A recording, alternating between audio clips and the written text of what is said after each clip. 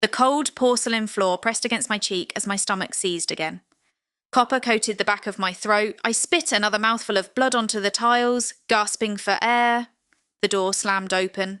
Timothy stood over me, snatched my car keys off the counter, and drove his heavy hand into my shoulder. The shove sent me crashing against the doorframe. Agony exploded down my spine. "Are you done playing the victim?" He sneered. "This fake stomachache routine to get out of taking my mother shopping is pathetic." In the hallway, Roxy crossed her arms. "Wipe your face and do your duty as a daughter-in-law. We have a schedule to keep." Caroline sipped her coffee from the kitchen. "Stop being dramatic, Cynthia. You're ruining the morning." My vision blurred, but an ice-cold clarity washed over me. I locked my jaw. Decades of staring down hostile, manipulative teenagers in my classroom snapped into focus. I dragged myself up by the sink, wiped my mouth, and forced a dead smile. The time for begging was over. The dashboard read 110 degrees. The Arizona sun beat down on the windshield. Inside. The AC froze the cold sweat on my forehead.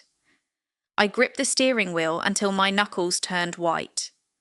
Every bump in the road sent a jagged knife through my stomach. I was 32 years old and actively bleeding out in the driver's seat. In the back, Roxy and Caroline argued over which $10,000 leather bag they'd demand first. Timothy sat shotgun, tapping his foot with entitled impatience. Neither of them noticed my ashen skin. Or they simply chose to look past it. They needed a chauffeur and a wallet, and I provided both. The morning shove was just the grand finale. The stage was set the night before. I had dragged myself home after a grueling 10-hour shift and stood over the stove to cook a full family dinner. I set a steaming plate on the counter. Roxy walked in, looked at the food, and scraped the entire meal straight into the garbage. She called it pig slop and demanded I order French cuisine from the most expensive restaurant in the city. Timothy leaned against the refrigerator. He pointed a finger at my face and told me it was my duty to provide for his family. He ordered me to apologize. Caroline, scrolling through her phone, simply rolled her eyes and told me to order the food and stop fighting. I bit the inside of my cheek until it bled. I ordered their feast and paid the massive bill. I swallowed the disrespect because I genuinely believed keeping the peace was keeping a family together. Timothy slapped the back of my seat, jolting me back to the present. The movement sent another blinding spasm through my abdomen. I swallowed a groan, forcing my breathing to stay shallow. "Drive faster," he barked, checking his watch. "The VIP lounge opens in 20 minutes. Step on the gas. Cynthia!" I pressed the pedal. The highway lines blurred together. I kept my mouth shut. They thought they had finally broken me, that my silence was the ultimate sign of submission from a machine dispensing their cash. They had no idea my silence was a calculated countdown. I pulled up to the luxury mall's valet stand. The heat radiating off the pavement was suffocating. I shifted into park. My hands were trembling violently, not from fear, but from the agonizing reality of internal bleeding. "What about the lounge deposit?" Timothy snapped, ignoring that I was doubled over the steering wheel. I pulled out my phone, generated a virtual credit card on my banking app, and assigned it a massive pre-authorization limit. One click, and the digital card transferred to his wallet.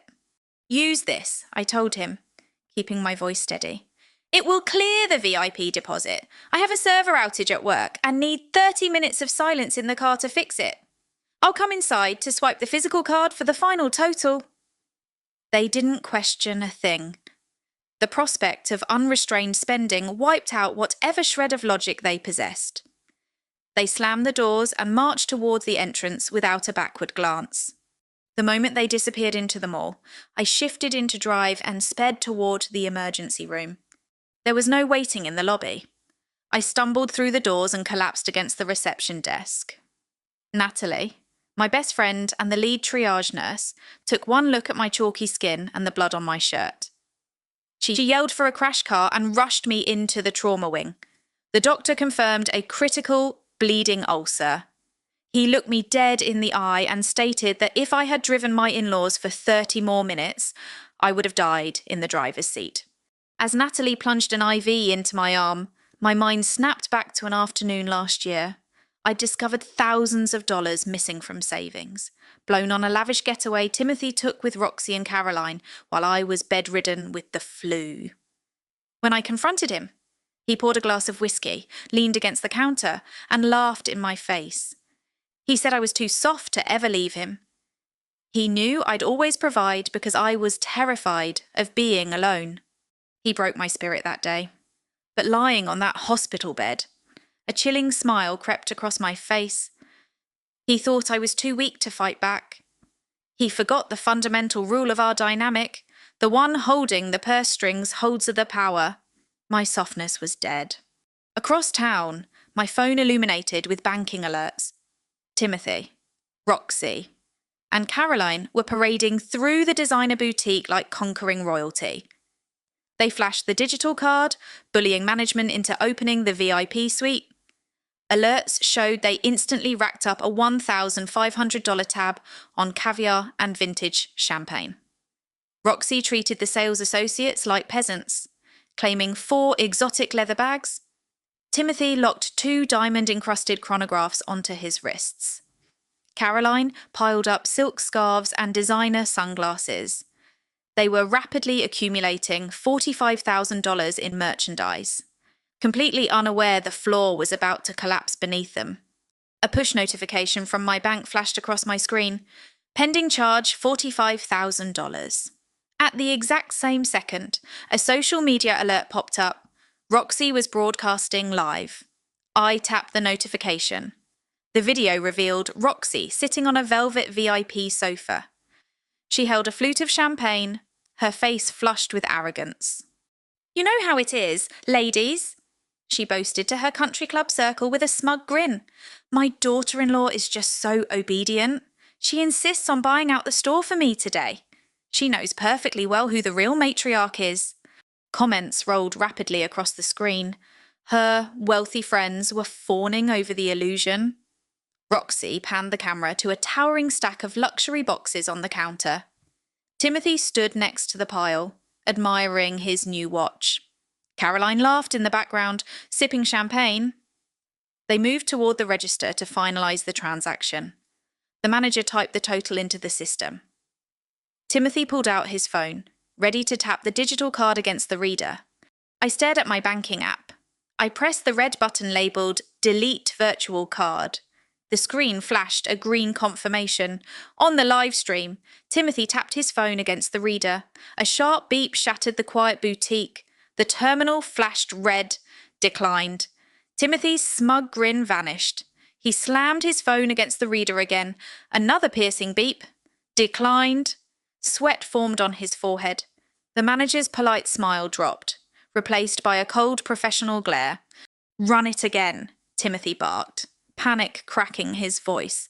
"The machine is broken." "The machine is fine, sir," the manager replied flatly. "The card has been permanently deactivated." Timothy frantically fumbled through his wallet, his hands shaking. He shoved his own credit card into the machine. It processed for 2 seconds before shrieking again. Declined. His personal account was maxed out.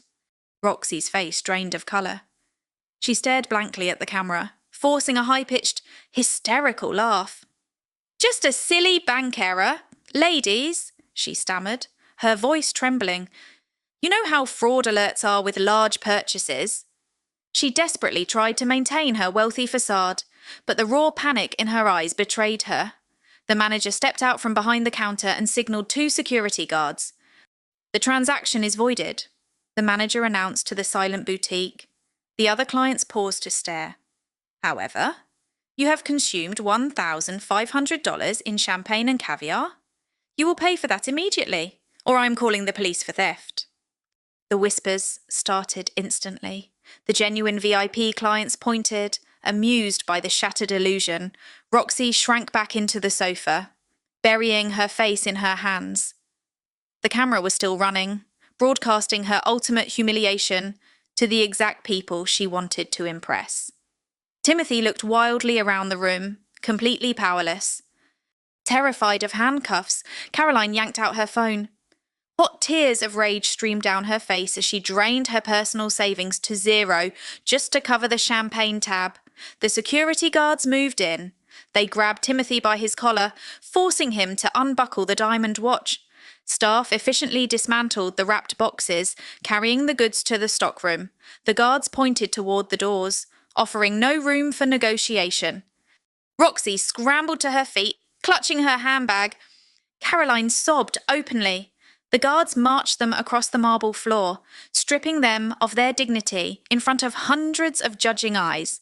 The live stream wildly captured the blurry floor, the sneering crowd, and finally, the blinding glare of the sun as they were shoved out into the heat. The video went dark. I locked my phone, leaned back against the hospital pillow, and breathed easily for the first time in years. Stripped of their manufactured dignity, the trio was crammed into a sweltering rideshare sedan. The 45-minute ride home was a suffocating cage of rage. The toxic family turned on itself like starving wolves. Roxy screamed at Timothy, blaming his empty credit cards for her public humiliation. Caroline shrieked, demanding he pay back the money she'd drained from her savings. Timothy punched the passenger seat, cursing my name, promising to tear me apart the second he walked through the front door. They pulled into the driveway, sweating through their ruined clothes. Timothy stormed up the front steps, ready to unleash hell. He punched his code into the smart lock. The keypad flashed red. He hit the buttons harder. Red. The code was permanently wiped. He backed away from the door, his eyes darting across the porch. That was when he finally noticed the front lawn. Sitting on the grass, baking under the sun, were 15 heavy black trash bags. I'd hired a rapid moving service the second they left my car at the mall. Every piece of clothing, shoe, and electronic device they owned was stuffed into those bags like common garbage. Taped to the centre of the front door were 2 envelopes. The first read, "Petition for dissolution of marriage." The second contained a temporary restraining order, heavily backed by the hospital's medical documentation of Timothy's physical assault. From the quiet safety of my hospital room, I watched the security feed in high definition. Timothy dropped to his knees on the scorching concrete, homeless, penniless, and permanently locked out of the life he took for granted. Roxy stood paralysed, staring at the mountain of trash bags. Caroline simply turned her back on them both and started walking aimlessly down the hot street. The parasitic cord was severed. The war was over. The hospital released me 3 days later, but the legal system took 9 months to completely dismantle Timothy. Since the house was purchased solely in my name before the wedding, it remained my premarital property. The judge reviewed the medical and financial evidence. Timothy was charged with a misdemeanor domestic battery. He pled guilty, receiving 2 years of probation, community service, and mandatory anger management. The court ordered him to pay $12,500 in restitution. With 0 savings left, his wages were heavily garnished by the state. Roxy's downfall was even more poetic. Her live stream didn't just disappear. Someone screen recorded the humiliating eviction and forwarded it to the executive board of her elite country club. Her membership was immediately revoked. She became a total pariah. Carolyn, completely broke, was forced to move into a cramped 2-bedroom apartment with Timothy and Roxy. Without my income to float their lifestyle, the toxic trio turned into trapped rats, constantly screaming at each other over late rent and cheap groceries. 8 months later, my phone buzzed with an unknown number.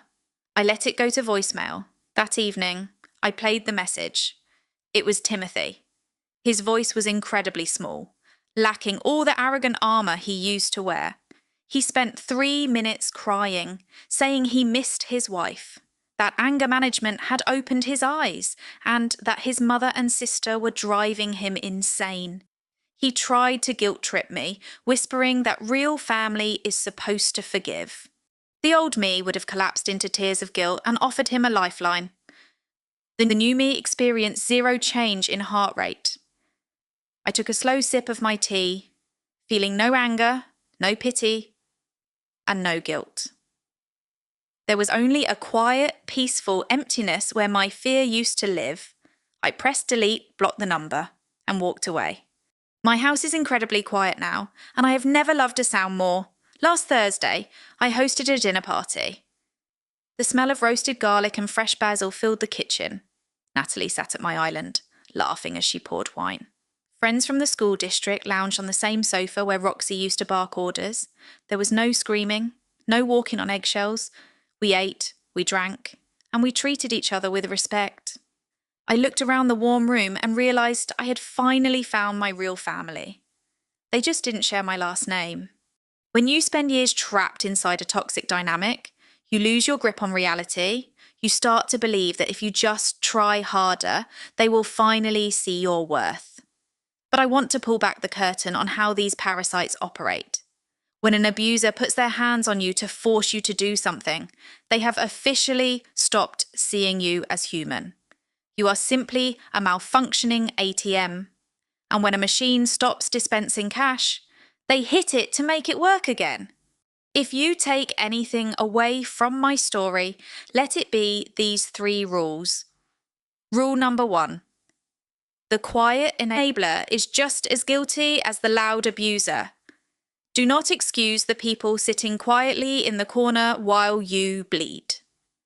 Caroline watched Timothy shove me. She watched Roxy degrade my cooking, and her only response was to demand I keep the peace. Enablers demand your silence because your suffering is the price they are willing to pay for their own comfort. Silence is complicity. Rule number 2. You cannot buy respect from a narcissist. I provided financial stability, thinking my generosity proved my love. But to a narcissist, generosity is an exploitable admission of weakness. The more you give, the more they despise you for being an easy target. They don't respect your sacrifices. They only feel fiercely entitled to consume them. Rule number 3. True survival requires a cold heart. Society teaches us that setting boundaries requires dramatic arguments, tears, and long conversations for closure. It doesn't. True power is cold, calculated, and silent. The moment you remove your emotional reaction, you strip the abuser of their leverage. The smartest thing you can ever do is smile, nod, walk out the door, and quietly change the locks. Have you ever kept the peace in a room where everyone else was perfectly fine, watching you burn? Who are you funding in your life that would step over your collapsed body just to reach your wallet? You are allowed to walk away from people who hurt you, even if you share a last name. Trust and access to your life are earned, not owed. Let me know your thoughts in the comments. And share this story with anyone who needs the push to finally change their own locks. I am Cynthia, and I am finally truly free.